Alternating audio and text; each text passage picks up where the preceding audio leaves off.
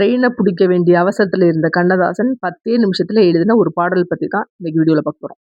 காலங்கள் கடந்தும் கொண்டாடப்படுற பாடலாசிரியர்கள்ல கவிப்பேரரசு கண்ணதாசன் முக்கியமானவர். தமிழ் சினிமால 4500 பாடல்களுக்கும் மேலா எழுதி ரசிகர்கள் மனசுல நீங்காத இடம் பிடிச்சவர். சோகம், காதல், மகிழ்ச்சி அப்படின்னு மனிதனோட எல்லா விதமான உணர்வுகளையும் தன்னோட பாடல் வரிகள் மூலமா பிரதிபலிச்சவர்.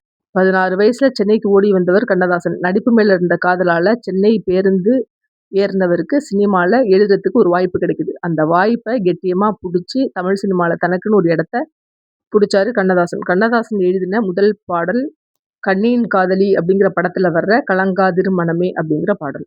கடைசி பாடல் 3ஆம் பிறை படத்துல வர்ற கண்ணே கலைமானே அப்படிங்கிற பாடல். சுமாரா 4500 படங்களுக்கு பாடல் எழுதின கண்ணதாசன் 6 படங்களை தயாரிச்சிருக்காரு. நிறைய புத்தகங்களை எழுதியிருக்காரு.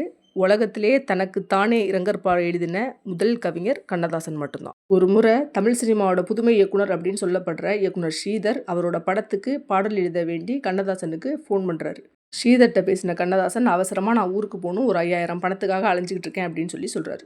அதுக்கு ஸ்ரீதர், நீங்கள் இங்கே வாங்க, நான் பணம் தர்றேன், பாட்டு எழுதி கொடுத்துட்டு கையோட பணத்தை வாங்கிட்டு போயிருங்க அப்படின்னு சொல்கிறாரு. சரின்னு கண்ணதாசன் கிளம்பி ஸ்ரீதரை பார்க்க போகிறாரு. இங்கே போன கண்ணதாசன் 10 நிமிஷத்தில் படத்தோட சூழ்நிலையை கேட்டு பாட்டை எழுதி கொடுத்துட்டு பணத்தை வாங்கிட்டு ட்ரெயினில் ஏறி போயிட்டார். அந்த பாடல் தான் நெஞ்சில் ஒரு ஆலயம் படத்தில் வர்ற முத்தான முத்தல்லவோ முதிர்ந்து வந்த முத்தல்லவோ அப்படிங்கிற பாடல். கவிப்பேரரசர் கண்ணதாசன் 10 நிமிஷத்தில் எழுதின பாடல். இந்த வீடியோ உங்களுக்கு பிடிச்சிருந்துச்சுன்னா லைக் பண்ணுங்கள், ஷேர் பண்ணுங்கள், சப்ஸ்கிரைப் பண்ணுங்கள், மறக்காமல் கமெண்ட் பாக்ஸில் கமெண்ட் பண்ணுங்கள். நன்றி.